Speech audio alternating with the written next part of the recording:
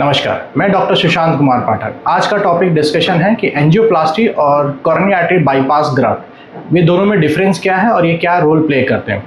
Generally क्या होता है, कोई पेशेंट को हार्ट में ब्लॉकेज, हार्ट की नली में ब्लॉकेज डेवलप करता है तो उसका उपचार मेडिकल थेरापी और इंटरवेंशन के द्वारा किया जा सकता है। इंटरवेंशन में दो भाग में हम लोग जनरली उसको बांटते हैं। एक होता है एंजियोप्लास्टी, जिसे इंटरवेंशनल कार्डियोलॉजिस्ट ऑपरेट करते हैं, और दूसरा भाग है coronary artery bypass graft CABG, जिसके सर्जन्स, जिसे कार्डियक थोरैसिक सर्जन्स है वो करते हैं।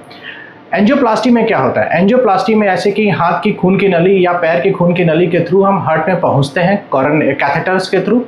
जिस आर्टरी में ब्लॉकेज डेवलप है उसको फिर हम बैलून से क्लियर करते हैं, फिर फॉलोइंग उसमें स्टेंट डिप्लॉयमेंट करते हैं, जिससे क्या होता है जो आर्टरी में ब्लॉकेज है वो एक तरह से स्टेंट के द्वारा उस आर्टरी के ब्लॉकेज को हटा दिया जाता है और खून का प्रवाह नियमित तरीके से फिर से ठीक ठाक स्टार्ट हो जाता है।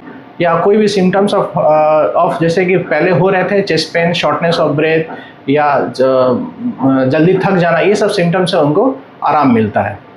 दूसरी पद्धति है coronary artery bypass graft. Coronary artery bypass graft में क्या होता है, जनरली सर्जन क्या करते हैं, हमारी ही शरीर के अंदर की खून की नली कोई दूसरी खून की नली को जो ब्लॉकेज है उसके बाद में जाके उस खून की नली को जोड़ देते हैं, जिससे एक alternate pathway of blood flow create होता है जो कि डिस्टल टू द ब्लॉकेज होता है। मतलब ब्लॉकेज के बाद एक अल्टरनेट पाथवे क्रिएट हो जाता है और नीचे की तरफ प्रवाह फिर से सुचारू रूप से, नियमित रूप से ठीक से स्टार्ट हो जाता है। इस तरह से पेशेंट को सिम्टम्स जो भी डेवलप, जिसके कारण जो ब्लॉकेज के सिम्टम्स है उससे उनको आराम मिल जाता है।